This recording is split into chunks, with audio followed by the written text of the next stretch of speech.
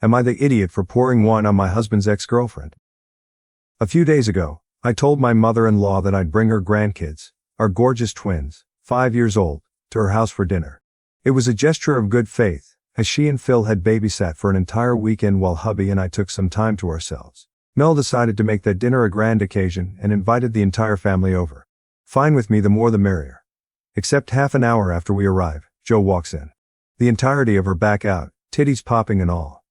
Now, Jo is my husband's ex-girlfriend, who also happens to be a favorite of a long-time friend of hubby's family. I don't know why they didn't work out. Frankly, I don't care.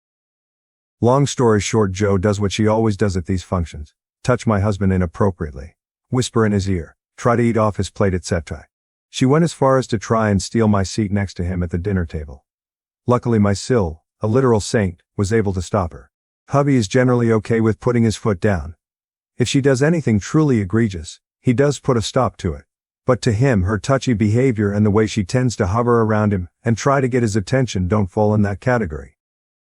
I told myself to ignore her and not let her get to me, but she pulled me aside later that evening and said absolutely horrible things to me, telling me that it was only a matter of time before my husband left me, and that he was using me as a breeding plant, etc. In fact, I am currently pregnant again, and at that point, I had had enough. So I dumped my drink on her and walked away. Jo absolutely lost it and walked out the house. Hubby's extended family generally has a good opinion of me, so no one thinks I did it on purpose. I did, and I'd do it again. But my husband knows better. He pulled me to the side to confront me about it, and was surprisingly angry. Did I make a bit of a scene? Sure, but his anger wasn't proportional to that at all. If you can't tell, hubby is the type of person that doesn't like to make a scene, especially around his family. I have complained about his proximity to Jo multiple times before all this went down. I've asked him to cut contact with her, and basically just ignore her presence. And he's refused on the basis that she's a family friend. Basically, he thought I was overreacting every time I'd bring her up. But I'm tired of being the bigger person. Why should I have to watch her throw herself at him and rise above? No. That wench got what was coming to her, and my actions were long overdue.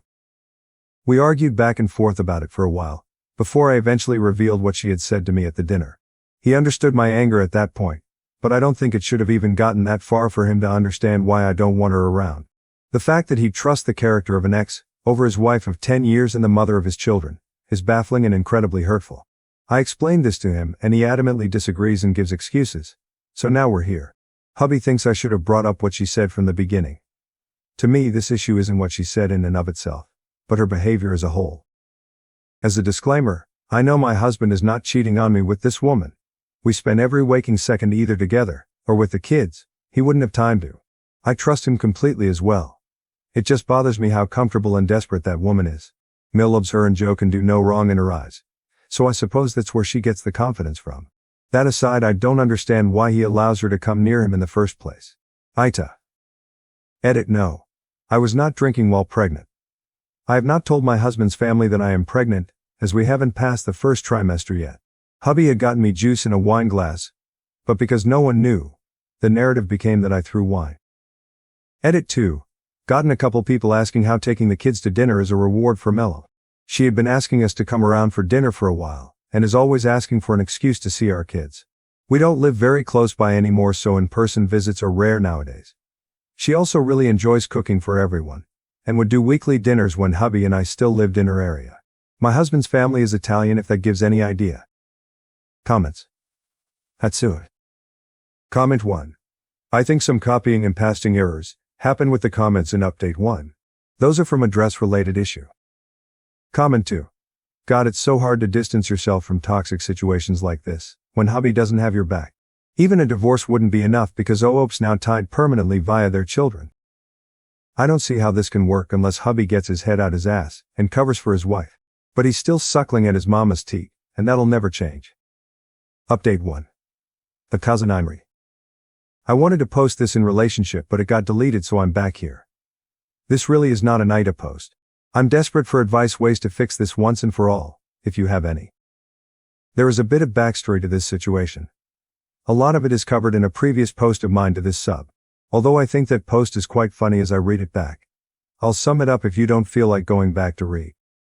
For context, both hubby and I have been married for about a decade. I am currently pregnant with our third kid. My last pregnancy yielding 2 gorgeous girls that I absolutely adore. Now the brief summary.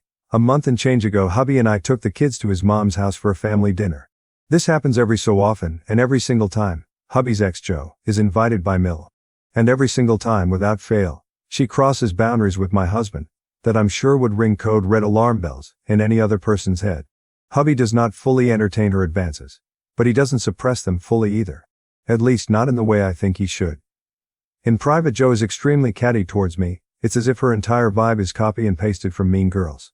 But her and Nal get along great, and the rest of the family likes her as well. I've been dealing with this on the chin for some time, but at that last gathering I snapped and accidentally tipped my wine glass over her. Inappropriate dress after she said incredibly cruel things to me. Hubby got mad at me for making a scene in front of his family, and we left shortly after. Summary over. I ended up showing hubby the comments and PMs I got from my post a couple days after, which were largely against him. I didn't anticipate it swaying his opinion much, and it didn't. In fact, it made the situation worse. He didn't like the overwhelming majority of comments claiming that he liked the attention, and thought I embellished details about Joanna's behavior in the post. I did not. And in many cases, I downplayed just how crazy some of her actions are. I asked him if his mom even liked me, and he didn't even respond to the question. He looked at me and we sat in silence for a full fucking minute. Many people under my previous post said I was crazy if I thought Mill would invite hubby's ex to dinner with his wife and kids there, as a show of respect and goodwill. Call me crazy, but I bought into the whole she's a family friend crap, and continually let it slide. I cried non-stop for days after our conversation. Maybe I'm an idiot and I should have seen the signs, but I genuinely thought me and my Millel had a decent relationship, especially now that I have the twins. There was some stuff that happened early on in hubby and I's relationship that caused some discord, but I thought we had moved past it all. Clearly not. I think it's much more likely that she likes her grandkids, and just tolerates the vesicle that produced them. Hubby and I stood at somewhat of an impasse for a week after. I'm very loving by nature, but I've just about had it with this situation. So I was irritable. Quiet, just a complete 180 from my usual self. We talked again and he said he'd try to be more assertive with Joe. I told him there'd be no need, since I had no plans on going to his mother's house anymore. Me not going means the twins can't either, since he can't very well be expected to entertain his family and look after the children he helped create. Note the sarcasm.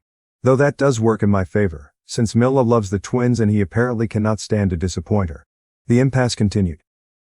I've had a few complications with my pregnancy since then. Baby and I are okay, nothing too worrisome. And there's been so many other things happening in our lives that the frigid air between us has slowly started to melt. We have not resolved the situation at all, just glossed over it in favor of more pressing matters. I really do need him right now. And I'm not necessarily mad that things are starting to go back to normal. I just know that it's going to become a thing the next time his mom throws an event. I will convince myself that this time around will be fine. And it won't. Because it is never fine. But I'm unsure how to bring up the issue again without seeming like I'm dragging up the past. It truly does drive me crazy. Even more so now that I realize Mel's kindness isn't fully genuine. Is there any advice on bringing this up carefully? On resolving this issue once and for all? I'm at my wit's end because I adore this man in every other aspect. But I can't keep putting up with this. Update 2. 2 years into our relationship, I still hadn't met his parents. He hadn't met mine because my family is a disaster, an entirely different story. But from what I could tell, his parents seemed fine. When I asked why I hadn't met them, he joked that his mom didn't like me because of his ex. I can't recall his specific words, but that was the general idea. Anyway, I treated it like a joke because he did. As time progressed, it felt less and less like a joke and more like the startling truth. I finally got to meet Mill and Phil a few more months down the line, and the welcome. Underwhelming to say the least.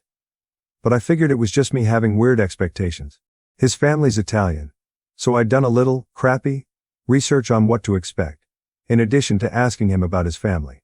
I thought they'd be a little warmer, but they were not downright rude to me, so it was still a win in my book.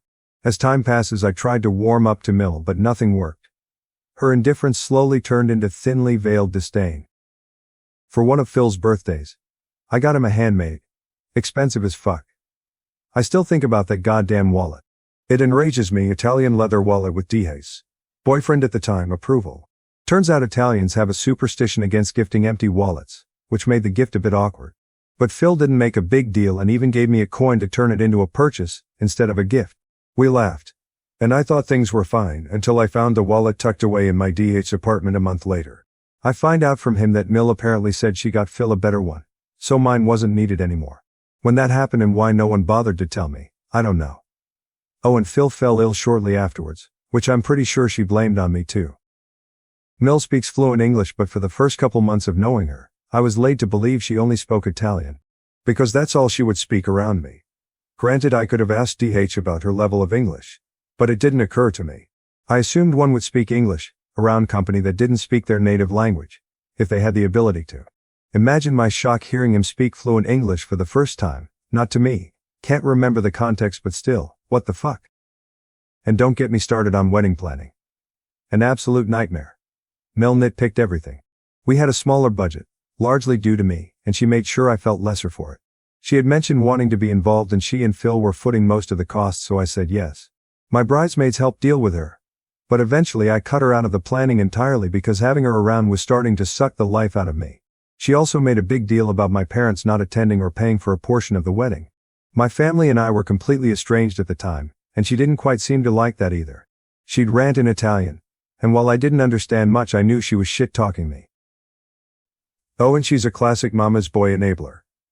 They infantilized DH growing up, and there was a time where we couldn't buy groceries without her input. He's her golden boy. I've heard her refer to him as her miracle child. She has not had difficulty conceiving that I know of, but he is the only boy she gave birth to. When friction would rise between Mel and I, he'd try to keep the peace but still took her side in many situations. He only stood firm when she insulted my upbringing, or tried to make me feel unworthy of marrying DH. Both things I appreciated immensely, because those are sore subjects, but I wish he'd done more at times. He isn't blameless in this either, but this post isn't really about him. Suffice to say, I have many a story of how shitty and cold Mal would be towards me. But then I got pregnant, and her attitude did a complete 180. Suddenly she was offering to babysit, cook meals, knit clothes, etc. She even kissed me on both cheeks when she came to see us after labor. This woman had never voluntarily touched me before this point, I don't think. We started cooking together, and she taught me family recipes and some niche Italian phrases commonly used in the village their family is from. Dare I say we bonded. I thought we'd finally gotten past whatever the initial problem was. Maybe having kids with her son was enough to prove that I was here to stay, so she decided to warm up to me. I don't know. I had no close maternal figures in my life NC with my narcissistic mom. Since college, and hardly any contact with my grandmothers, so this felt incredibly cathartic. I wasn't racing to tell her my secrets or confide in her, but toying with the idea that we might be able to build up to that point made me happy. I had postpartum depression after the twins, and having her around to help was a godsend. I was hesitant at first, but she proved herself to be beyond trustworthy, and my husband and I were absolutely exhausted. I love my gorgeous girls, but 2 kids at once made me the bitchiest I've ever been. My stress levels were through the roof between feeding, nursing, changing, burping, soothing, etc. My husband was equally exhausted, and just when we would feel hopeless, Mel would offer to come over. Let us sleep, eat, go out, just do whatever we needed to recharge. We would talk. Usually about the kids, but I just felt excited that she wanted to hold conversation with me. In the past she hadn't bothered. If she called, it was her son's phone, and they'd speak, and then she'd hang up. But suddenly she was asking to speak to me as well. There was something extremely validating about it all, and I was happy to put the past to bed in favor for this new change. But recently, through a situation that is related but not the focus of this post, I realized she never respected me, or my relationship with her son. For the past decade, Mill has been inviting my husband's ex to family gatherings, and turning a blind eye to her blatant advances on him. She was introduced as a family friend, so I thought nothing of it initially.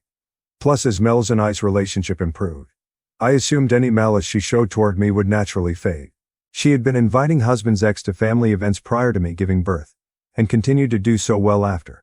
I don't know why, but I made the dumb assumption that because it continued, it couldn't have been in bad taste. We had gotten past our bad blood, after all, so if she was still inviting DHX, it couldn't have been with bad intent. Or so went my idiotic logic. But after posting about my situation, I realized that I was so horribly naive about everything. Then, a few weeks ago, I came across a post of a man disparaging his mom for treating her dill like shit, and then switching up when she gave birth to her grandchildren. And then it clicked. That is exactly what happened to me. Mel's kindness truly may never have been genuine towards me. Rather, her love for her grandchildren outweighed any disdain she held towards me. She wasn't warming up to me at all. She was tolerating my presence to have access to my kids. Reddit really is an eye-opening place. Needless to say, I feel absolutely crushed. Everything else aside, I truly thought my mill was in my corner. The past 5 years felt so healing because of our relationship. I've never had a sustained, genuine relationship with an older woman before this. And finding out it was all fake is numbing in ways I can't explain. I feel so fucking stupid. Which is saying quite a bit considering I didn't think feeling like more of an idiot was possible for me right now. I just wonder how starved for attention I must be to have missed such clear signs. Grieving a relationship that only existed on my end is fucking hard. And coming to terms with my own lack of awareness and disillusionment has been a battle, among several others, that I just feel like I'm fucking losing. I feel a bit pathetic, all things considered. Because how did I not realize? And now all these thoughts flood my mind of what she's been telling my children when she's with them, whether or not extended family is in on it as well. I've been a mess. God, I feel sick. There's certainly many layers to this situation, but this one hurts much more than I thought it would. I'm going to stop here because I've already written ample, but I am more than going through it. Now, for the next story. I think my husband fathered his best friend's children, and now one of them is attracted to my daughter. OOP is married to Luke, who has a girl, Beth Amy, who he claims is like a sister to him. Even after getting married, Luke maintained a very close bond with Amy. OOP has 4 kids: Sophie, 15, Owen, 12, Louise, 10, and Carter, 6. Amy has 4 kids: Tom, 17, Kaylee, 14, and twins Adam and Jenna, 9. But no one knows who the dad is and has never been in any long-term relationships. All the kids have grown up together, and are close. OP has begun to suspect that Luke has fathered at least one, if not all of Amy's kids. Amy stopped having kids after Luke had a vasectomy. The kids also look like Tom.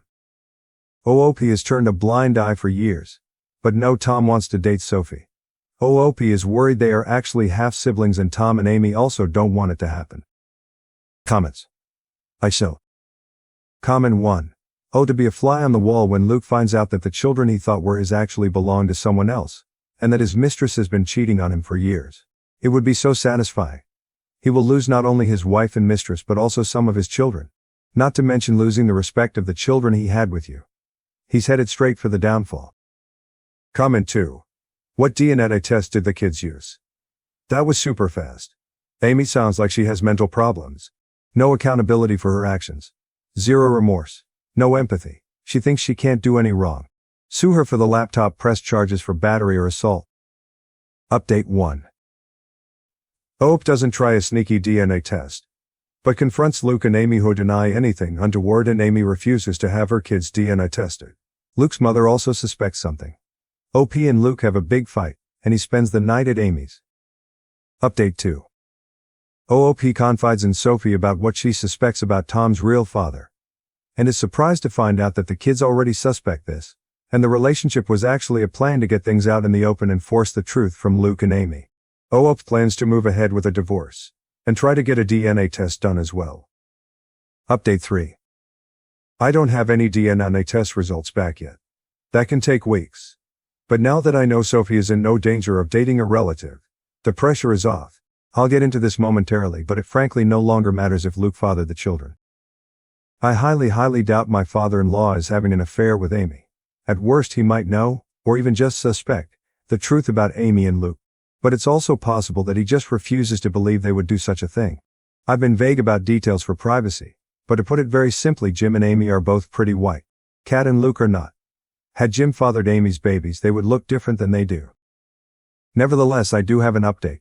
While a stream of comments have called me spineless and naive, called me a sister wife as an ex-Mormon, that hits a particular nerve, and most recently, a stream of comments have said my story's fake. Fair enough, it's the internet's, but Luke is not the first scumbag husband to have 2 families. Several other comments have been incredibly kind and supportive, and I really appreciate that. Apologies if I haven't responded to a comment or direct message that you sent. I covered as many as I could, but I was literally getting hundreds, so I definitely missed several of them. First things first, I discussed this in the comments, but our little team has, supposedly, recruited my mother-in-law. I say supposedly because Sophie and Tom were going to talk to her about getting help with submitting the DNA tests. And at the advice of my lawyer, I am staying out of the process. Officially, I told Sophie not to do it, and she said she wouldn't. Nelson contacted me about it either, though we have been in touch. I'll get into that more in a moment. The bottom line is that I can honestly say I had no knowledge of any DNA tests. Loophole City. Another bit of good news. I was digging through the paperwork in preparation for my divorce, wanting to get a head start against Luke. And one thing that came to my attention is that my name is on the paperwork for our home. Luke's name is not. I was the one who bought the house, and we always planned to add Luke onto the paperwork at some point. But we never got around to it, and eventually the idea was forgotten. It was my lawyer, Paige, who pointed this out to me, and it was like finding a winning lottery ticket on the ground. I don't know where I'd be without Paige. She's a dear friend from college who I reached out to, hat in hand, for help. She's been there for me this past week, not just as legal counsel, but as a friend I really needed right now. The thing is, she's not our lawyer, me and Luke. We have our own family attorney who has helped us out of jams in the past. We clashed with our hoe a few years ago, not worth getting into right now. But Paige is a lawyer who specializes in family law, and has handled divorces before. Luke remembers her from college and knows she went into law, but doesn't know she's a divorce attorney. So I can have her over for coffee like we're catching up, and he has no idea anything is going on. Turns out, he's not the only one who can harbor someone under his spouse's nose under the guise of being a friend. So, onto the update. The last time I looked in Luke's phone was 3 months ago, around the point Sophie and Tom began to go around claiming they wanted to date. I found nothing. While I know how to search for recently deleted photos and didn't see any, my comments taught me how to find recently deleted messages. So when Luke was asleep, I did just that. Swiped his phone and brought it downstairs, checked recently deleted. I am glad I did, but I also wish I had not, because I'm still reeling from the pain. Sure enough, a conversation with Amy had been deleted. Recent text talking about the conflict between her and me, with Amy describing me as a problem and Luke trying to pacify her, without defending me at all, to be clear. They both alluded to how they had expected this for a while, and just hoped it would never happen. Presumably me accusing them of having an affair. While the whole conversation and the fact that it was deleted was sketchy, nothing was actually admitted. So I scrolled a bit higher, to a few days before the fight.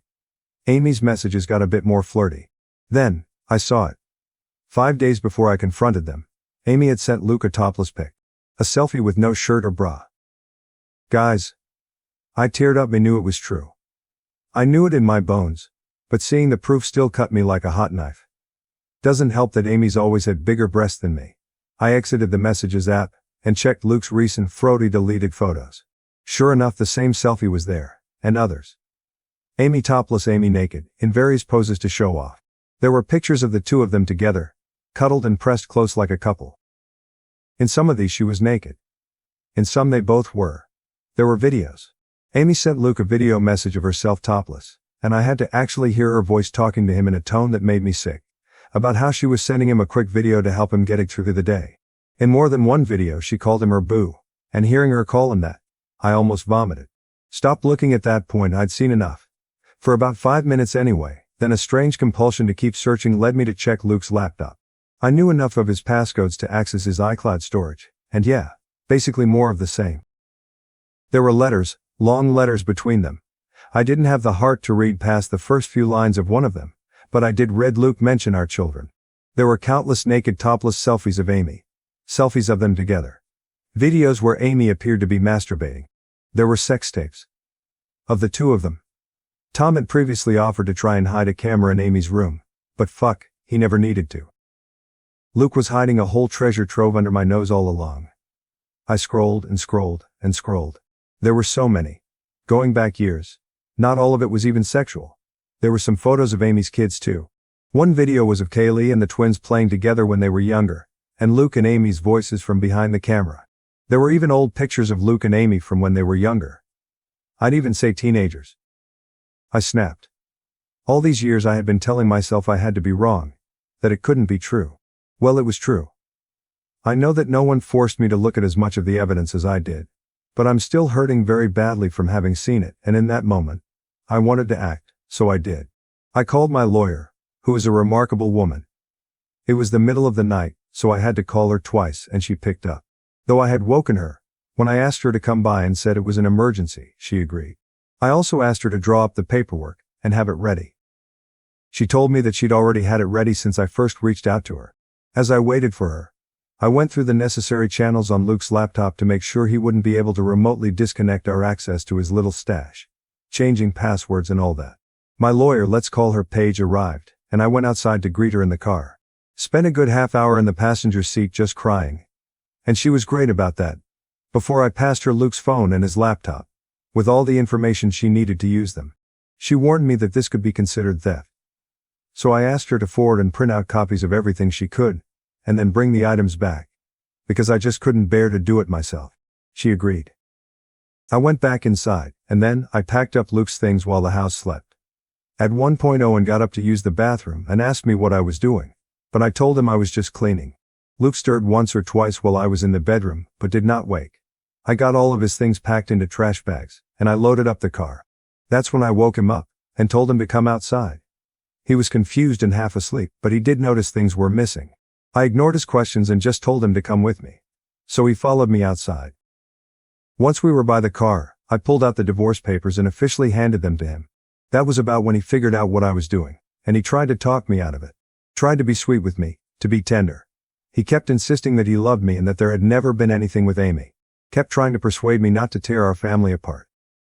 Even 2 weeks ago, I might have wilted under him because the manipulation and gaslighting were truly masterclass. But I can see through it now. I didn't tell him that I knew he was full of shit. I didn't tell him what I had seen.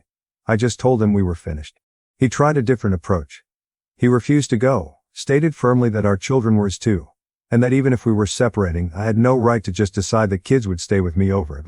This was where I very coldly presented the paperwork, reminding him that the house is in my name, and told him under no circumstances would my kids be staying with Amy. He argued a while longer, but in the end he decided to be the bigger person and keep the peace. At that moment I didn't care where he went. Before he left he did ask about his phone and laptop, and I waved him off by saying they were in one of the bags. Bought a little time. I couldn't sleep for the rest of that night. I cried more. Eventually I realized I'd have to wake my children up early, and explain to the extent that I could. Naturally I woke Sophie first. I told her that I had kicked her father out, and that I had discovered evidence of an affair on his devices. I did not specify what kind of evidence, and she did not ask.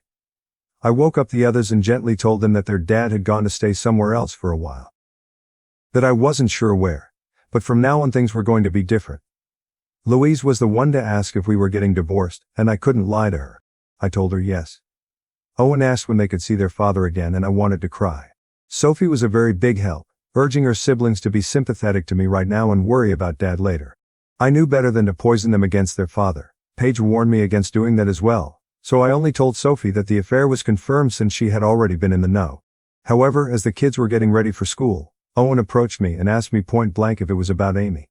If Luke was going to be with her instead of me. I couldn't answer, but I suppose that's an answer on its own. He got the kids to school, and my next step was calling to have the locks changed. I knew Luke would be back for his devices before long. But thankfully Paige returned with them before he showed up again. It was a very quick visit. She just told me that all was accomplished, and she had records of everything we would need in court. Sure enough, Luke turned up an hour later demanding to know where his laptop and phone were. I had set them back in our bedroom like they had never moved, and I just told him he had forgotten them. He insisted that I had said they were in one of the bags, so I just shrugged him off and told him I must have been mistaken. After he grabbed them, he tried again to reason with me, but I just showed him the door. I knew the kids would start to come home from school before long, and I think he was trying to delay leaving so he could see them. I was not having it. I started shouting again and sent him on his way. I'm still just in absolute pain and despair for what I saw. I don't know if he'll realize that anyone went through his devices and made copies of the evidence, or if he suspects I saw anything, but he obviously didn't say so. After he left, I cried once again. Talked to my mother-in-law that night. Apparently Luke did show up to his parents' house, which was a surprise, as I was so certain he'd stay with Amy. But maybe even he knows how suspicious that would look to the children, and doesn't want to rock the boat as much. Maybe he knows I'm more likely to let my children see their grandmother than Amy at this point, and he wants to see them to give his version of events. That is not happening. Kat already shared his version with me, that he relayed to her and Jim, that I'm having some kind of mental breakdown, that he wishes he could help me. But my paranoia is causing me to lash out and turn violent. I was never violent. I shoved him away when he tried to hold me, that is all. And what's so hilarious is that he didn't mention Amy at all to his parents. He didn't even frame it as me falsely believing he was having an affair. Even though that's his story when talking to Amy, he left Amy out of it when talking to his parents. Kat noticed that. She believes me. Jim doesn't know what to believe anymore. According to Kat, he seemed very troubled by what he heard from all sides. As for Amy, she's radio silent. Tom has told Sophie that she's acting like nothing is wrong, but is clearly stressed out. That when her children ask, she makes the same sort of claims. That I am having some kind of emotional, nervous breakdown, and pushing her away, as well as Luke. She doesn't mention anything about my accusing them of an affair, but still puts it all on me. Amy has not reached out to talk to me directly, and I have not tried talking to her since our big argument. I haven't really told my kids anything, just that I'm having disagreements with Luke and Amy, though I was very clear that it is not a question of my mental health. Honestly, I think they all kind of know what's going on. Sophie continues to be my rock, as I try to be for her and the others, and Tom continues to be our spy in the ranks. Right now, my biggest regret is the stress that all of this is causing on the children, which I knew it would, but it still needed to be done. My life has fallen apart, but it was never my life. Update 4. As far as the deed being in my name, it's not an absolute hook, line, and sinker. But Paige is convinced that between that and my having been the one paying the mortgage, I stand a very good chance. It could be interpreted as a common marital property. But I'm going for primary custody with supervised visits anyway. I'm playing hardball. People also question whether I should still be posting these, but so long as it's all anonymous, I am in the clear. Doesn't even matter if someone who knows me could figure out I posted this. I didn't use any real names, or reveal my location, or anything like that. As for the lapped, even Paige admitted that was questionable. But technically I gave permission, and she was only doing what I could have easily done on my own. I just really didn't want to go through all of that content. As far as the divorce papers, Paige had them filled out after the very first time I contacted her. My serving them to Luke was ceremonial. She still contacted him later to officially serve him, and request his lawyer's details. But before he could respond, I had already done something a little sneaky. I reached out to our family attorney, the one who has always been on call to represent me and Luke during our marriage. He helped us out of a jam with the HOA. A while, I'll call him Zach. Now, contrary to some of the comment suggestions, I cannot just go around town consulting with every lawyer in the area, with the explicit purpose of locking my husband out of hiring them. That is bad faith and judges don't look too kindly on it. However, this was Zach. He had been my attorney, and Luke's for years. I feel like I had just as much right to him as Luke did. And I got there first. So I was able to nail down our family's lawyer. Met with both him and Paige, and boy howdy, do they not like each other. Zach brought up some of the same problems as some of my comments. He argued that Paige's activity was in the gray area, and urged me to hire him to represent me in the divorce instead. That caused a bit of conflict, as Paige is explicitly a family attorney, and this is her specialization. So I'm going to be consulting both of them from here on out. Zach actually thinks it's a good thing that I made these posts, as they can't really do much other than prove my sanity when Luke and Amy try to argue otherwise. Overall, I am doing better. I've been talking to a friend in real life, the mom of one of Sophie's friends. I also have therapy scheduled for myself, and I intend to look into family therapy as well. When my kids ask me what's going on, I simply tell them that their father and I are having adult problems, and it's nothing they need to worry about. That worked for about a day. Sophie warned me they were planning to confront me as a group, and they did, asking if Dad had cheated on me with Amy. Obviously they've been talking about this, and perhaps they have been for longer than I had anticipated. Perhaps they'd been wondering. Again, even though I had absolute proof, I was hesitant to tell them as much, and let me explain why. I naturally wouldn't tell them about the pornographic content I found. I would simply say that I found messages between Luke and Amy revealing their affair. But with the exception of Sophie, they wouldn't be satisfied with that. I already know Carter, curious little sweetheart that he is, would want to see these messages. So instead, when I was asked directly by my kids if their dad had cheated on me, I simply said I believe he did, yes. With as much sincerity as I could muster. I think they believe me. Tom and Sophie are texting nonstop, and from what I can gather, there's doubt among Amy's children as well, that this is about me losing my mind and not about their mother being too close to my husband. I think it's slowly sinking in for poor Jim that what he didn't want to believe was possible is very much possible, and it's happening. I haven't shown him or Kat any letters or anything. They're hosting Luke, so I haven't had much of any contact with them at all. But I did have one phone call with Kat where we wished each other well. That was nice. In the background I could hear shouting, and though Kat quickly went outside, I did hear what sounded like Jim shouting at Luke. He doesn't usually shout. He's the calmest man I've ever met. So in a way I'm worried about him, but also relieved that the wool is being pulled off of his eyes. According to Kat, Luke is still staunchly denying everything. He was pretty upset when he found out that I had poached Zach, though, which gave me a kind of grim satisfaction. The test results came back. Sophie and Tom tested their DNA against each other to see if they truly are blood siblings. Here's a surprise. According to the test, they're not. They don't share any DNA. To everyone who believed Jim had fathered Amy's babies, here is definitive proof that he did not, because the test would have revealed that too. But I never believed it anyway. Sophie has her doubts and wonders if the results weren't faulty and if we shouldn't take another test to be absolutely certain, but I'm not really worried about that. More confused than anything. I was so certain Tom had to be Luke's son. He was too. Now he doesn't know what to think, and I don't either. I obviously now know the affair happened and lasted years, and I know from the letters that Kaylee is Luke's child, or at least both he and Amy seem to believe she is, which confirms they were intimate 15 years ago. Now I'm just wondering for Tom's sake. Who, if not Luke, is his father? He does kind of look like Luke, but that might just be coincidence. In general, everything was quiet for a few days, until it wasn't. Until she finally showed her face. My best friend Amy. I am so happy I installed Ring cameras everywhere, as you are about to understand. Sure enough, Amy turned up on my doorstep and asked to talk. She had a relaxed demeanor, and did not raise her voice. Assuming she was approaching me on Luke's behalf, I told her that I wasn't interested in talking to her, and to just go away. She did not leave, but she didn't make a scene either. She persisted in telling me we needed to have a conversation.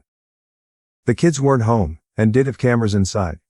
I was also recording her on my phone and being discreet about it. So eventually I relented and let her in. I don't know if she realized she was on camera. We sat down on the couch, and she instantly got into the reason for her visit. Turns out she and Luke know, or suspect, that I procured damning material from his laptop. Amy accused me of going through his devices, and told me that anything I found was not my business, and I needed to delete it. That was all she had to say. No apology, no admission of guilt, didn't take responsibility for her own behavior. Hell, she might have known I was recording her, because she didn't even directly acknowledge what the sensitive material on Luke's laptop actually was. So I confronted her, letting out some of my anger. I asked how she could have the nerve to make demands of me. I asked her why she and Luke would do a thing like this in the first place. Why had they seen fit to spend all these years betraying me? I posed the question that I'd been wondering about for a long time, and as I expected, I got no answer. Literally, Amy didn't seem to really hear me even as I confronted her. She seemed like she was stressed, panicked, even. But she was keeping it under wraps. She ignored my questions and accusations, and just kept telling me to delete whatever content from Luke's laptop that I had. She said that if I wanted to divorce Luke, that was my call, but not to drag her into it. Oh, that made me so mad. I kept my temper, but I did snap back that she was already very much in it.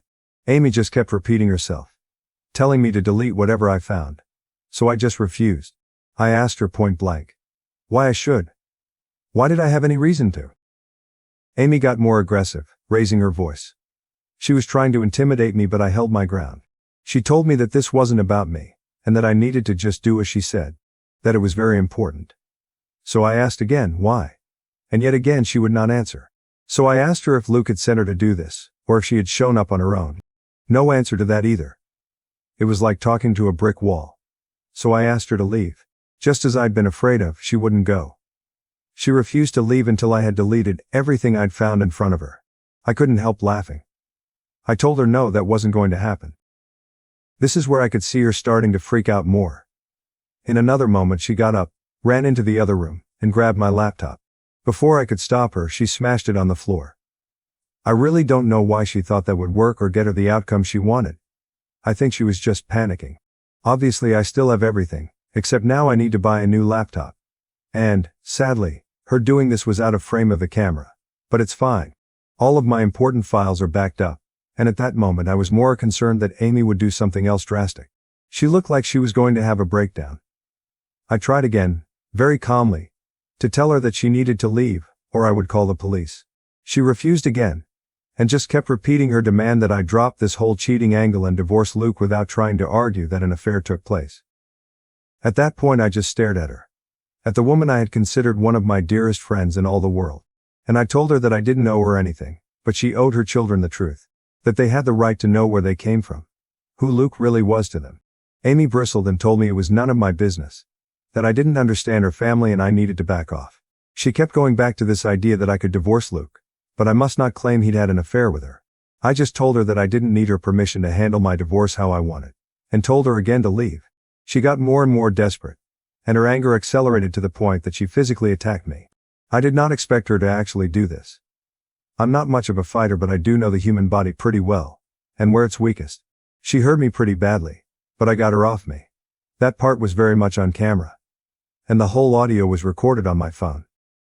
She finally left after that, and I immediately called to file a police report. I had the strangest feeling she'd try something similar and wanted to beat her to the punch.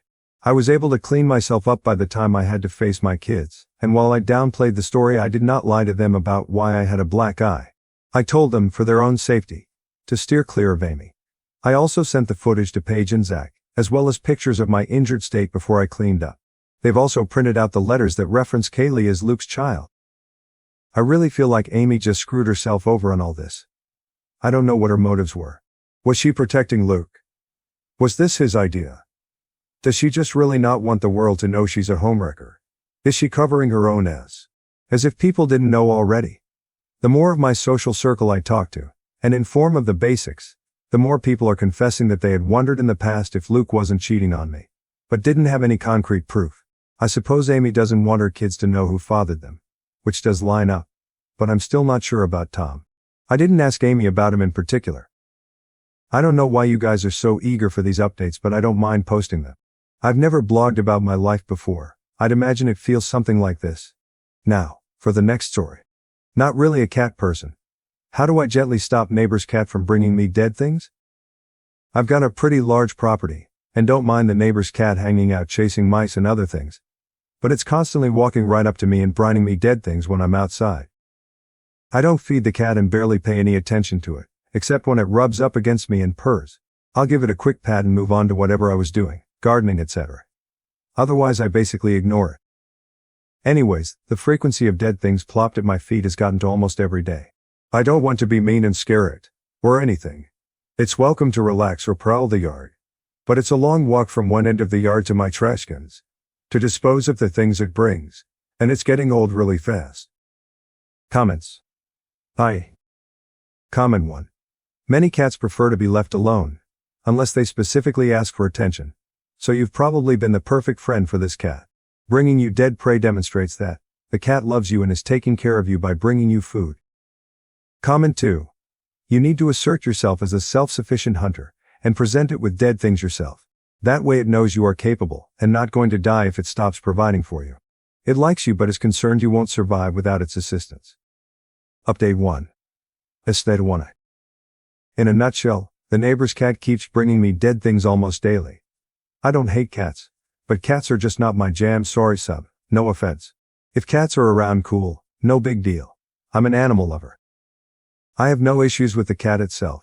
It's welcomed in my yard to do as it pleases and I practically ignore it, unless it goes out of its way to come up to me. I'll give it a quick pat or scratch and move on to the many things I have to do in my yard. I forgot to mention the actual issue is not that it brings me dead things, but the dead things it has brought me and I didn't find right away, attract ants. Where I'm at, ants can pop up out of nowhere in the hundreds or more if dead things are not disposed of quickly. This summer I've been at war with ants and they are such a pain to deal with, especially if they're swarming the dead things left by the cat. Then lugging the dead thing way over to the trash cans is also a huge pain. I've been working hard to get the yard landscaped the way I want it. I've planted specific flowers to attract birds, butterflies, small wildlife. It's gotten close to looking like a little sanctuary. It requires a ton of maintenance as I clean daily any seeds not eaten in the feeders, mowing, trimming, etc. The cat walking around in the yard is no issue for me, as it seems not to bother any of the small wildlife, except for mice, and seems to enjoy the yard vs its owner's yard for some reason. It's an older cat, and I don't think it's right to spray it with a water bottle, or try to scare it, or be mean to it as some suggested here. That's just not an option for me. I called my vet to get their advice, and he said to soak cotton balls one with food-grade vinegar and water and lightly dab my wrists, neck, shoes, etc. The vet said the vinegar is totally safe for the cat, but cats don't like the vinegar and will associate the scent with me, and in theory should stop approaching me, and will likely give up trying to give me dead things. The vet said it might be a good idea to actually lure the cat to me with a simple treat to make sure it approaches me, smell me, dislike it, and leave. So one quick stop at the market for the vinegar, cotton balls, cat treats and dabbing myself all over like my vet advised, and I'm good to go. Voila. Problem solved, right? Nope. 1. My beloved dog wouldn't even come up to me the entire rest of the day. 2. My wife said I stunk and demanded I shower. I told her I still had a lot of chores outside in the yard, and she said I can't step into the house until I showered. I told her I would shower after my chores. 3. The cat showed up as usual and brought me another dead thing, partial grasshopper this time, and I did what the vet said, and gave it the cat treat. It not only approached me, and didn't flinch at all at my smell, but went crazy purring and rubbing up against me after I gave it the treat. Like purring so hard I could feel the reverberations when it rubbed against my pant leg. Usually the damn cat followed me around most of the day and kept interfering with what I was doing, pruning, sweeping, etc. Running in front of me while I'm carrying things to the wheelbarrow, sipping between my legs, laying down right where I'm about to trim. I'd gently move him and the little bastard kept coming back. I'd make sure I'd hold out my wrists for it to smell, and that did jack shit. Cat didn't even care or seem to notice the vinegar smell. 4. I did a lot of work in the yard, but still had more to do, so I was going to go take a quick nap on the couch, and then get back to the yard, but my wife wouldn't have any of it, and kicked me out. She told me to go nap near the pool in the nice shaded area I had set up with lawn furniture, and a hammock. He didn't want to argue with the boss, so I went to the hammock, took a nice nap only to wake up to find the fucking cat sleeping on my chest purring, ass right in my face. I gently let it down on the ground, so I could get back to my yard work, and right there under the hammock another dead thing the cat left for me, covered in hundreds of ants. Update 2. At 2. First of all, I'd like to thank everyone who gave sincere well-meaning advice here, as when I say I'm not a cat person, I really mean I'm not a cat person. I don't dislike cats, but I've always grown up with dogs, and other than bumping into the occasional cat in the periphery, I have almost no knowledge other than the basic guy off the street. There seemed to be some conflicting advice in the thread. Ignore the cat. Pick up the cat constantly. Feed that cat. Don't feed the cat. Instead of vinegar, try citrus. No, try peppermint instead of citrus. Eat in front of the cat, etc. To answer a couple of questions from the thread. Maybe the cat belonged to the previous owner of the house and has hung around. Nope. I've owned the property for over 20 years. I had the former dilapidated house demolished and over the decades slowly added the main house, 2 small guest houses, the pool house, etc. The cat literally showed up on the day the new neighbor below the hill moved in with their stuff. I simply connected the dots. Are there any poisonous plants in my landscaped yard? To my knowledge, no. I have a dog who I would take a bullet for, and when I hired the landscape architect and arborist, I made sure to request nothing would be planted that would harm my dog or any of the local wildlife. But at the same time I wanted to attract butterflies, hummingbirds, etc. For this same reason, despite it being a really easy solution to my ginormous ant problem, I refused to use chemicals, pesticides in the yard. Trial and error. Advice from the thread that worked or didn't work. Citrus and peppermint. First of all, I wasn't going to make the same mistake again of putting on a scent that would upset my dog. The day I tried the vinegar, my dog tried to avoid me all day, and would only begrudgingly come to me when I insisted, and called him over. The only citrus I had around was some strong citrus soap smell from one of my wife's fancy soaps she has all over the house. Tried it around the cat. Nothing. Didn't deter the cat at all. I didn't try peppermint, because I don't like the smell of peppermint myself. Ignore the sati completely impossible. The damn cat refuses to be ignored. The more I ignored it, the more it would walk in my path. Lay down exactly where I'm working in the yard, follow me constantly. Eat it in front of the cat, but under no circumstance I feed the cat didn't work. The cat would just stare at me and bob its head back and forth intently watching whatever I was eating, then bob its eyes to my mouth and just watch me chew. Still brought me dead things. I was strong, held my ground. I didn't feed the cat even though I'm pretty sure it was asking for a bite of whatever I was eating at the time. Love bomb the cat, constantly pick it up. Go over the top to pay attention to it. To the people who gave this piece of advice, if you were trying to help, then thank you. If you were trolling, then congratulations, you got me good. Not only did smothering the cat with affection and constantly picking it up not work, it backfired. Hard. Thud. The cat became obnoxiously clingy, and would demand I'd pick it up and give scratches, constantly interrupting what I'm doing. Sometimes it won't stop meowing incessantly, until I do a quick pick up and scratch. Put it back down only to have it do the same thing less than an hour later.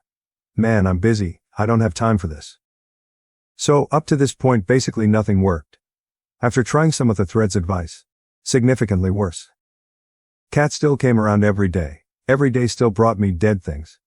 Followed me everywhere, but now every now and then I got to pick it up to rub its tummy, give it a scratch to hit the reset button so it would stop meowing at me. It incessantly follows me. There was only one single day where I didn't see the cat, or so I thought. I left really early in the morning to go pick up things I needed from Home Depot. Dropped by my local nursery to pick up their good secret sauce compost. Basically run a bunch of errands.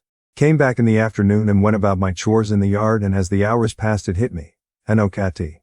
Not a peep, nothing trying to trip me as I carry things with the wheelbarrow. No demands for a pickup, scratch and release. Nothing.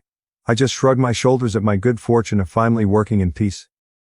It was getting late and I was hungry, and since I told my wife I was running errands, I guess she assumed I would pick up something to eat out, and she didn't fake act anything for me. Headed back to the house, and as I was opening the kitchen sliding door, they're sleeping in my wife's lap, as she's petting it, and watching TV's the goddamn cat. Och Helene. My wife looked up and smiled at me, then quickly frowned and asked what's wrong. I said, "What do you mean?" She said, "When you came in your jaw dropped and you mouthed, son of a bitch." Me. Why would you let that cat in the house? Wife, why wouldn't I? Poor thing was outside rubbing up to the glass door, and meowing bloody murder. It was obviously hungry and thirsty. Me, oh my God. You didn't feed the cat, did you? Wife, of course I did.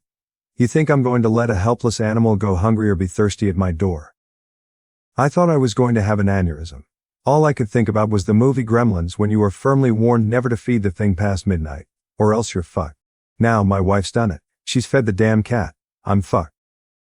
Me, this is the little bastard that has been giving me headaches with the ants for weeks by bringing me dead things. Wife. What are you talking about? It just showed up today. Me, holy shit. I just realized all this time, I don't think I actually ever directly mentioned the cat to my wife. I have a few acres of land, and the land is nicely landscaped and partitioned with very tall trees as to break up the line of sight, as the landscape architect said. To give a sense of walking in a manicured forest, and not knowing what is around the corners until you turn and see the different kinds of landscapes on the property. I'd been working on the far end of the property, and that's where the cat shows up. She never saw the cat until today. Me, wait a minute. That day I came in with the vinegar smell and you wouldn't let me in the house. That's because I was trying to make the cat keep away from me. Exactly at this point the cat woke up and saw me. Hopped off my wife's lap and started purring loud like a motor boat and rubbing hard against my legs. Wife, that's why? Oh my God. Why didn't you ask Kevin for advice before trying something that stupid? Kevin is our vet, I've known him, his wife and kids for years. He comes over every now and then, and we play video games in my man cave or to shoot pool while the wives are doing who knows what. Me. It was Kevin who told me to do the vinegar. My wife literally rolled her eyes. Wife, I can't believe you two are doctors. I'm a retired anesthesiologist. That was some dumb advice. Me, I know. It didn't work at all. So I went to an internet forum and asked for advice. My wife literally laughed in my face. Wife, you ask complete strangers on the internet for advice? And how did that work out for you? Me. Not so good. Anyways, I'm going to take care of this right now and take the cat back to its owners. It belongs to the new family who moved in down the hill. I gently grabbed the little bastard, who was all happy and smug, hopped in the truck and rang the neighbor's doorbell. The day after they moved in, my wife and I introduced ourselves, and gave them a small gift card to Home Depot, and some of my wife's really good homemade brownies. Other than that, I haven't talked to them. The wife answered the door and the husband was sitting at their table in the back, and waved to me. I reintroduced myself while holding their cat, and told them I'm bringing it back as it's been coming over to my yard every day. I was about to follow another thread suggestion and ask them if they could please consider putting a bell and collar on their cat, so it would have a hard time catching things and bringing their corpses to me, when the wife said, "That's not our cat. We don't have a cat." All the air left my lungs. If I thought I was going to have an aneurysm before, now I'm sure I'm going to have a stroke as well. No freaking way, this isn't their cat. A million things was going through my head, and number one on that list is I call bullshit. There is no fucking way. I live on a small cul-de-sac. I am the only house on top of the hill because I own the entire damn top. I've known all the few neighbors for years. This cat doesn't belong to any of them. This cat literally showed up on the day they moved their stuff in. I was thinking, are these guys fucking evil douchebags who dumped their cat and trying to deny it? The words just plopped out of my mouth and I instantly felt like an idiot. Are you sure? Wife looked a little taken aback and said, "That's not our cat." She sounded sincere and her face looked convincing. The husband came to the door and said, "Is there something wrong?" I said, "I thought this was your cat and was bringing it back to you. It showed up the day you guys moved in." The husband said, "That's not our cat. I've seen it walking around, but I think it belongs to one of the neighbors." He also looked sincere. "Are they just world-class bullshitters? There's no way this isn't their cat. What are the odds?" Their little kid, who looked like she was maybe 4 years old or so, came to the door and smiled at me and the cat. "Okay, here we go. Kids don't bullshit. They are brutally fucking honest. And if this is their cat, this kid is going to spill it right there and then." Nope. Hentai. The kids all like a kitty. This kid had no idea of this cat. This cat isn't theirs. I could only think, oh my god. Fuck. Fuck. I sheepishly apologized for the error and left with the little bastard. It was before 5, so I called Kevin, the vet, and told him I'm bringing the cat over to see if it has a chip. I dropped by his clinic. They scanned the cat. No chip. Kevin examined the cat and estimated it. It is around 7 or 8 years old. Said there is no way this is a feral street cat, as this cat is broken and way too used to being around people. What do you mean broken? Is something wrong? Kevin said, and no, nothing like that. I mean this. He took the cat from me and cradled it on its back.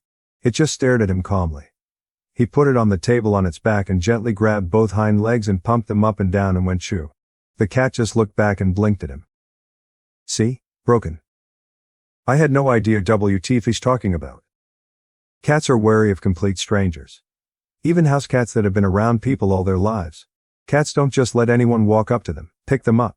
And they will never let a stranger just put them on their back, exposing their vulnerable abdomen, and let them reposition them like a G.I. Joe action figure with a kung fu grip like this one does.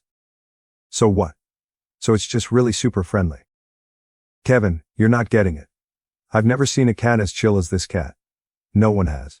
They don't make cats like this. This cat literally gives zero fucks, even to its own peril. Even the techs noticed it. They were just passing this cat around, putting it in all positions, holding it, petting it. This cat didn't give a fuck. This goes way beyond being just friendly. It's broken, man, but in a good way. Maybe it's just developmentally disabled. Kevin, nope, not that I can tell. In fact, I think it's probably above average intelligence. What makes you say that? Kevin, it somehow wiggled its way into your life and got your dumb ass here to Oz, or didn't it? But I don't like cats. Kevin, I know. It's played the long con on you. He was smiling his ass off like it was Christmas. Like I said, smart. But I don't want a cat. Don't you know anyone who will take it? Kevin, absolutely. The tech already offered. She's in love with it. And the other tech wants it too. But here's the thing. What? Kevin took the cat and plopped it in my arms. It looked up at me with those big dumb eyes and started purring really loud. He took the cat back. Purring stopped. Cat just looked at him. He put the cat back in my arms. It started purring again. Kevin, see? This cat has a major hard-on for you. I'm not going to tell you what to do, but my 2 cents, it would be cruel to separate this cat from you. Look, if you really don't want the cat, I can have literally a bazillion ladies in 2 seconds here busting down this door for this cat. At least you told me you didn't feed it. I told him my wife already did and she really liked the cat. Kevin, oh man, you're fucked. So I bring the cat back home. I told my wife everything. My wife has a grin ear to ear. Wife, oh good. She grabbed the cat and it just snuggled up to her. The little kiss ass. There's still time to go to PetSmart and get it some things. And while we're there, you can get one of those cat flappy doors for the kitchen. I told her hell no. This cat has already given me major headaches with ants outside. I don't want it coming in the house. I looked her straight in the eyes and said, 100% no to the cat door. I crossed my arms, 1000% no. She narrowed her eyes at me. Anyways, we're at PetSmart, and she's looking for outfits for the cat and I'm in the pet door section. The only consolation prize is she let me name the cat. I named it what she thought was Elby. I told her it sounds cute like Elmo, and she went with it. It's actually LB, for little bastard. I giggle inside when I call its name. P.S. Elby has stopped bringing me dead things, since being inside most of the time. Has already destroyed my Newton's cradle I've had for years in my office. stolen one of my Chewbacca slippers which still haven't found, and I still often wake up after napping with him sleeping on my chest. Ass right in my face. Well, I give up. I give up. Now, for the next story. I found out my husband has been telling his coworkers that I'm his sister. What do I do? My husband, I'll call him Josh, and I've been together for 6 years, married for 4, and we don't have kids. We have a really healthy and communicative relationship. We're both pretty easygoing and I really love him. He started working at a large accounting firm about 3 years ago, and from what he tells me he loves it there. He's made a lot of friends through his job, and he goes out with them for drinks and social events quite often. And I've been totally okay with that. I'm quite introverted, so I've never been interested in meeting his colleagues or work friends, nor have I asked to. I've got my own circle of friends and I'm fine with us having separate friend groups. After what happened yesterday, it only just occurred to me that he has never actually asked me if I'd like to meet any of them. Or go to one of his work events. I guess that's important context. Anyway, I'll start with what happened a few months ago, that I had brushed off until now. I was at a bar with some friends for a couple of Friday after work drinks, and a guy approached me. He was there with some friends, too. He looked slightly familiar, but I hadn't met him before. He seemed friendly enough, and he asked me, "My name, right?" I think I must have just given him a confused look, because he followed up with, "I'm Jake. I work with Josh." I realized that I recognized him from some photos on my husband's phone. I don't use social media except for a private Instagram, so I'm not sure if he posted the photos anywhere, but we've got a very trusting relationship, so I look in his photos sometimes. Don't hate me. This is where it gets a bit embarrassing. I'm a bit socially awkward, and so I struggle to end the conversation. But he just kept talking at me. I guess he was already a couple of beers deep. But while he was talking, he said something like, "It's great that you guys are still so close. I haven't talked to my brother in ages." At the time I was like, huh? But I just assumed he was drunk and not making sense, so I ignored it. He started to get a little flirty, so I turned to my friends and we left shortly after that. I didn't say anything to them about it, and it didn't seem like a big deal to me. I also decided not to tell my husband that I had met his coworker Jake. Not to hide it, but because I figured the guy would remember talking to me. And I didn't want to make it awkward for Josh at work by telling him his colleague tried to hit on me. I just thought no harm, no foul. But yesterday morning, I was out walking our dog Monty. He's a cross between a few breeds, and has very unique markings. This matters, I promise. And was on my way to my regular cafe, which is in town. I was waiting in line to order, and the guy in front was an older man. He got his coffee and turned around, but stopped and looked at my dog and goes, "Hello, Monty." Monty was super excited to see him, apparently, and so I guessed that the guy was another colleague of Josh's, because Josh brings the dog to the office a couple of times a week. I thought it was sweet, to be honest, so I smiled at him and said hi. He introduced himself. I guessed correctly that he was a colleague, but then he said something like, "Aren't you so good, sister, walking as Sudi?" I was so confused that I didn't even know how to react at first, so I stumbled on my words and just said, "It's my dog." I regret it, but I genuinely couldn't bring myself to correct him and say that I'm Josh's wife and not his sister. It was just too awkward, and I just wanted to leave because I think was suddenly dawning on me what might have been going on. He asked me something about sharing a dog, but I was able to escape the conversation by being next in line to order my coffee, and he left.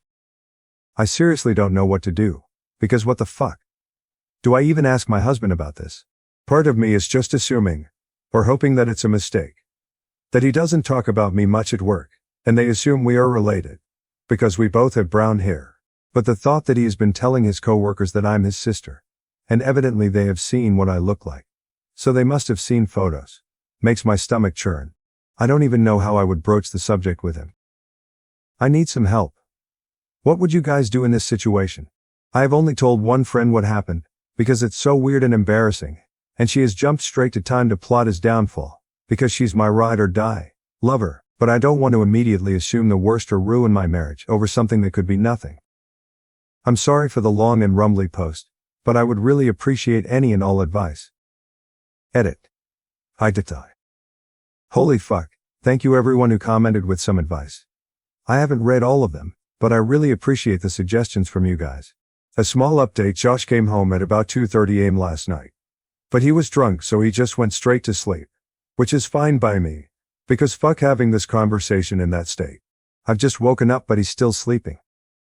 First thing I just want to clear up. I've seen a lot of people suggesting I have crippling social anxiety, or am severely introverted, which I suppose you could glean from the way I explained what happened, but I'm not. I meant that I'm slightly introverted and that I'm not the most eager to meet lots of new people at once. Especially a bunch of finance bros whose weekends consist of unending sports bar beers, where I assume I would be mansplained everything until my ears bleed. Probe a negative assumption. But I'm sure some of you know what I mean. I suppose you could say that I'm confrontation averse and that I'm quite laid back, and prefer to keep a conversation easy and positive. I don't like it when things are awkward, and correcting when people misrecognize me is one of those things. But I'm not terrified of confrontation. Also, my husband and I do share some mutual friends. I didn't explain that well, but our lives are not entirely separate. The way he acts towards me around our mutual friends is extremely affectionate and normal. It is only his work friends that I have never interacted with. I've also seen some people suggest that what is going on is equivalent to my husband beating me, and me hopelessly wondering whether I should break up with him. Or that I'm stupid for thinking my relationship was healthy when it clearly isn't. Like, damn, cut me some slack. I'm a real person, and this is an entirely alien and bizarre situation for me. My first reaction wasn't to assume the worst, but I do appreciate that you all have made me certain that it is a big deal. I guess I needed confirmation that the things that happened are enough proof that Josh has been purposefully lying, and they weren't just mix-ups. I'm going to talk to him today, and ask him directly why he's telling his coworkers that I'm his sister. I followed the advice of writing my points down, so that they don't get lost if I get emotional, lol. I will do my best not to let him slither out of it, and I hope he has some proof that his colleagues know I'm his wife. I know that's not the theatrical confrontation you guys were hoping for. But it's a Saturday and I can't wait. Wish me luck, thank you all. Comments. Comment 1. If he really did this to fit in, how did it take him a whole day to come up with the story? Even if it has any kernel of truth, he definitely workshopped it, lol. Comment 2. You can tell the marriage is dead in the water since he didn't immediately confess to his work colleagues after being confronted by his wife. He's still a coward. 3 years of being single and acting single, going out with his work friends. No way he was able to be faithful. Hope runs for the hills. Update. I'll just get right into it. On Saturday morning I woke up earlier than my husband. He was very hungover, so he was like sleeping a rock. But you guys will be proud of me, because I followed some advice and decided to look through his phone properly while he was sleeping. I have been on his phone so often just pissing around on it, that I had never thought to check anything very deeply. I know his passcode by heart. I checked all the expected things like Instagram DMs, Facebook Messenger, his messages, etc., and I didn't find anything that set off alarm bells to me. But I know from some comments that people who are cheating are good at covering their tracks and hiding messages, so I kept looking around. I saw he had a folder called Work. And so I looked in there, and he had a couple of Microsoft apps, Outlook, Authenticator, OneNote, etc., but he also had MS Teams. So I opened that up and had a look around. It did feel like I might have been breaking laws looking at his work messages, but I obviously had to. Anyway, I was already upset to see that he had a bunch of one-on-one chats with several female coworkers, which at first glance is obviously not an issue, because everyone works with people of the opposite gender, and are required to communicate with them. But a couple of them were vaguely flirty. Nothing I would call egregious, but there would be the occasional message between them with some playful innuendo or a wink emoji. These upset me, obviously, and they did send me into a bit of a spiral, but I didn't find anything that suggested he was having an out-and-out affair with any of them. Still, I followed someone's suggestion of screenshotting the messages and I airdropped them to myself. I still wanted some evidence of the lie, though some proof of Josh telling someone that I was his sister directly. A commenter suggested that I go through his messages and search for keyword sister. I wanted to reply to your comment and say thank you for the idea, but the post was locked, so I couldn't, but thank you. So I searched for sis on his MS Teams, hoping to find results for both sister and sis.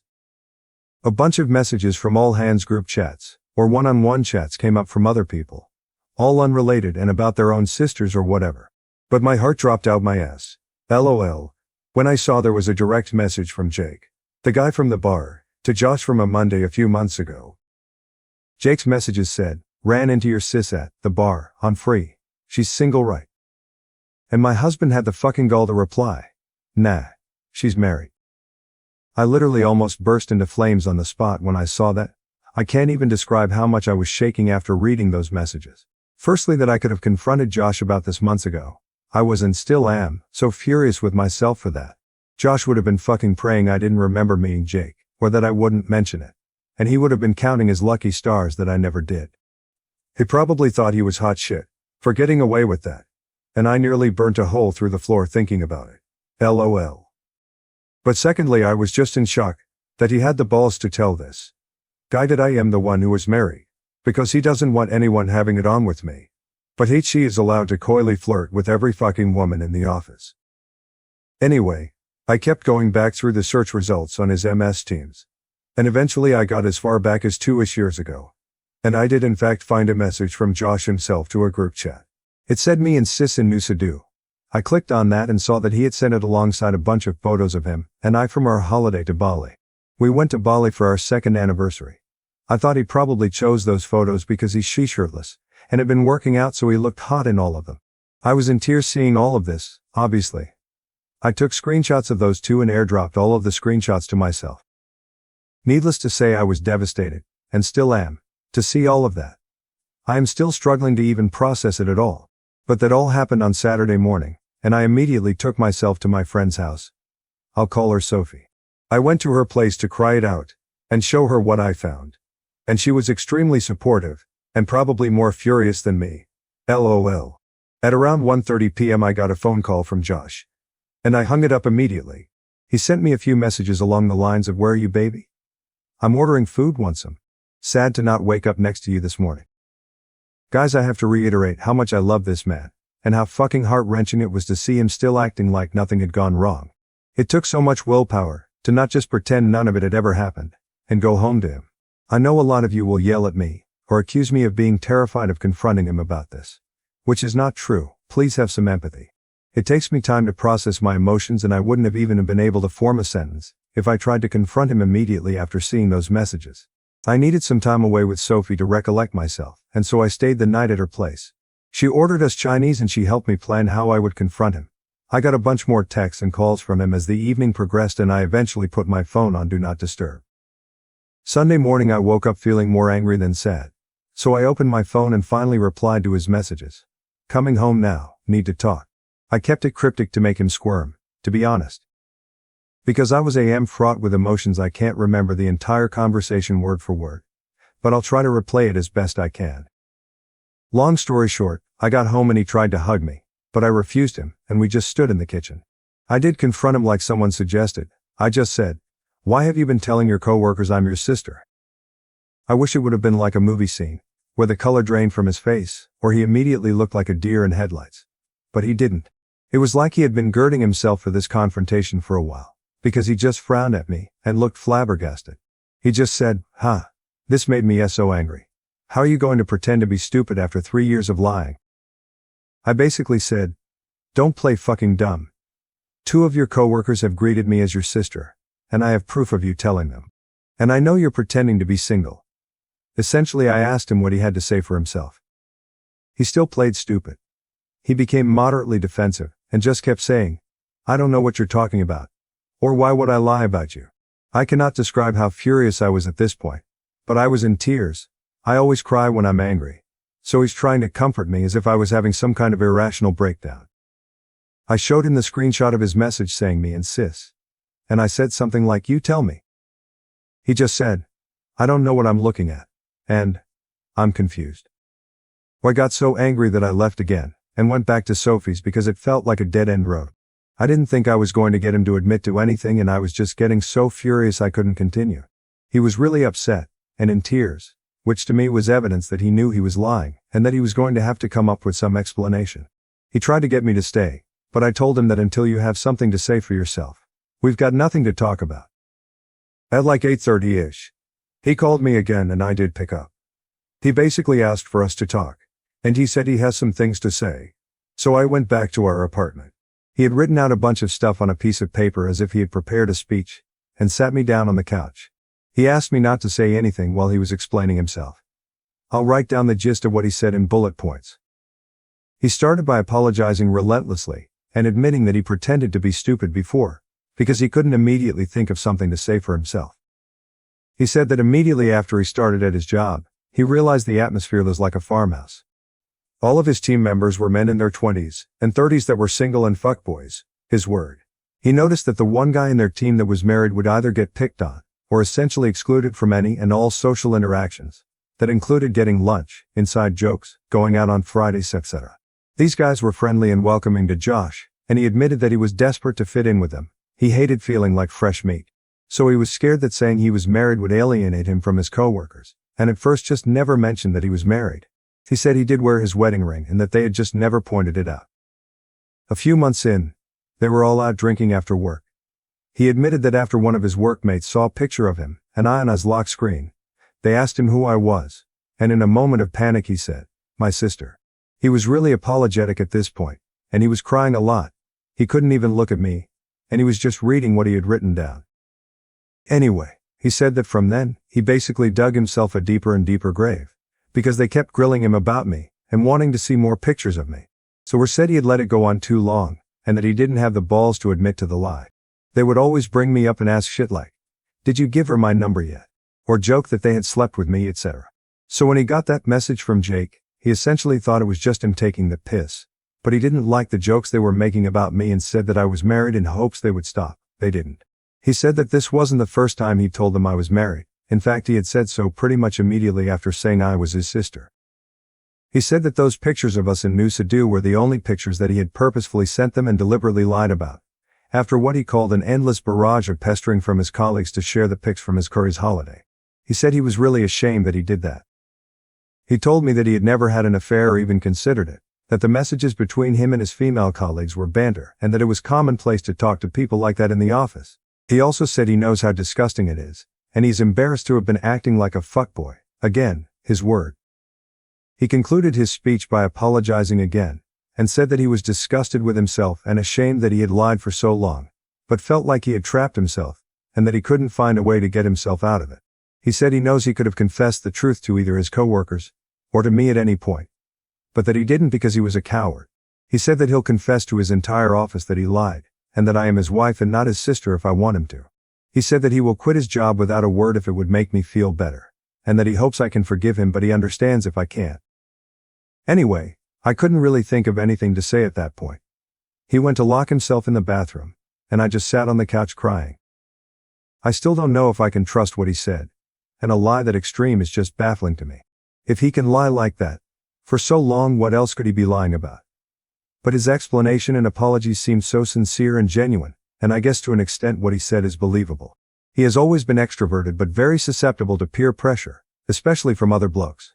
If nothing else, to me it's a sign of shocking immaturity. Anyway, I packed up a bag and went back to Sophie's. And I'm still at her place as I'm writing this. She said I can stay as long as I need to. I told Josh that I needed time away from him to think about everything, and whether or not I believe him, or whether I can ever trust him again.